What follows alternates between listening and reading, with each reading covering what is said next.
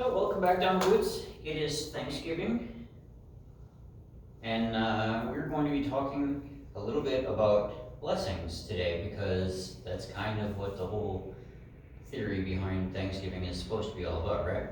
We're supposed to be thinking about those things which we can give thanks for, which we are blessed by, right? So, to do this, what I want you guys to do, what I want you all to do, even from home, and you guys can type this out, in the comments below, and let me know what you guys have. What I want you to do is I want you to write down, as I go through this list, this is the Mangala Sutta, the Sutta on blessings, right? The greatest blessings, according to the Buddha. And what I want you to do is I want you to go through and find which ones of these blessings we, as a Dhamma Boots community, as our little congregation, which ones make the most sense to us, which ones really speak to us the most, right? Because if you remember from our talk about a person of integrity, one of the characteristics that the Buddha lists as a person of integrity does, that a person of no integrity doesn't do, is a person of integrity has gratitude and is thankful, right? Has thankfulness as part of their life, as part of what they do, right? As part of what we might call a thanks living, right? Kind of thing. Not Thanksgiving, thanks living, right? So, if we are truly being thankful, if we are truly practicing gratitude, which the Buddha talks about so many times, we need to take a look at our blessings and say, okay, we have in fact had a lot of blessings, and it would be good to be grateful for them. It would be good to be thankful for them. And how we do that? Well, the Buddha has suggested generosity as his method, right? Almost every single time that you see gratitude, it's in relation to something that we should be thankful for or that we should have gratitude for. Generosity and gratitude, completely superlinked, right? And so if we are looking at what we have, the generosity that we have received, we can definitely be thankful for that. We can definitely have gratitude for that. So let's take a look at these these blessings and see which ones we have received, right? Let me know in the comments which ones speak to you the most, right? So, Mangala Sutta. Thus have I heard. On one occasion, the Buddha was dwelling at Anathapindika's monastery in Jeta Grove near Savatthi. Now, when the night was far spent, a certain deity whose surpassing splendor illuminated the entire Jeta Grove came to the presence of the Buddha and, drawing near, respectfully saluted him, and stood to one side, as is custom. Standing thus, he addressed the Buddha in verse. Many deities and men yearning after good have pondered on blessings. Pray, tell me the greatest blessing. And the Buddha replied, not to associate with the foolish, but to associate with the wise, and to honor those who are worthy of honor. This is the greatest blessing, and this is a whole series of greatest blessings. So don't get confused and think that one is more important than the others, right? These are all the greatest blessing. To reside in a suitable locality, to have done meritorious actions in the past, and to set oneself on the right course. This is the greatest blessing. To have much learning, to be skillful in handicraft, to be well trained in discipline, and to be of good speech. This is the greatest blessing. To support mother and father, to cherish wife and children, and to be engaged in peaceful occupation. This is the greatest blessing. To be generous in giving, to be righteous in conduct, to help one's relatives, and to be blameless in action. This is the greatest blessing.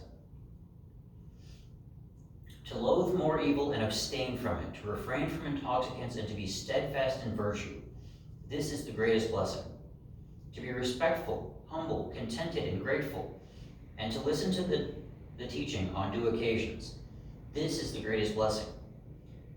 To be patient and obedient, to associate with monks and have religious discussions on due occasions. This is the greatest blessing. self-restraint, a holy and chaste life, the perception of the noble truths, and the realization of Nibbana. This is the greatest blessing. A mind unruffled by the vagaries of fortune, from sorrow freed, from defilements cleansed, from fear liberated. This is the greatest blessing. Those who thus abide ever remain invincible, in happiness established. These are the greatest blessings. Right? So, the Buddha is talking a lot here and saying a lot of different things and calling them all the greatest blessing or the greatest blessings, right? All of them have meaning to us in some way or should have some meaning to us in some way, shape, or form, right? I've gone over this before, so I'm really not going to belabor the point. I'm going to make this a really, really short Dharma talk, a really short video.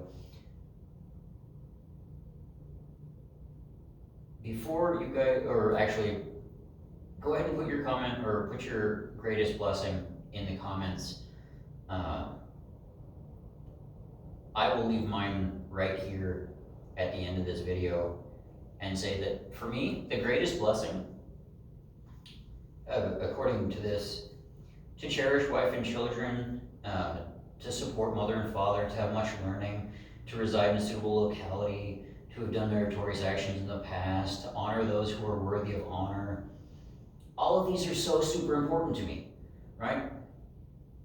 Obviously, I do cherish my family. I do cherish my wife and children, or my wife and our little one that we're adopting. So that has to remain very high on my list, if not number one, then certainly pretty close to it, right? But I also wanted to mention a certain other family that we have, right? And that family is kind of mentioned a little bit down towards the end, right? To be patient and obedient, to associate with monks, and to have religious discussions on due occasions. This is the Sangha. And in our case, our little Sangha, our tiny little Sangha of Dhamma Boots, you guys are a great blessing to me. And I don't say that lightly, because throughout the course of the last, how long have I been putting these videos up? Like a year and some change, something? I don't know. Throughout that time, I have had the chance to interact with so many of you and learn from you as much as I've been teaching, right? And I value that. For me, that's a source of real thankfulness and a source of real gratitude. I get to learn as much from you as you get to learn from me, and I cannot thank you enough for that. I cannot thank you enough for being part of the Dhamma Boots, right? So as I close this video out, that's my number one blessing, right? Having this little community who, despite all of the things that have happened this year, and you guys can go back and watch some of the other videos to kind of see all of the crazy things that happened. I've had various parts of the Dhamma Boot community, check in on me, make sure that everything was okay, right? Show up, attend services, and just talk, learn, and give me their point of view and kind of come out and say, hey, this is a thing, this is where you're seeing, either see this or I don't see this, right? And correcting me when I'm wrong, helping me when I'm not, or when I need help. So having that community, that's important to me. And that's something that I have a very deep and abiding gratitude for, right? And that's you guys. That's you. You, right there.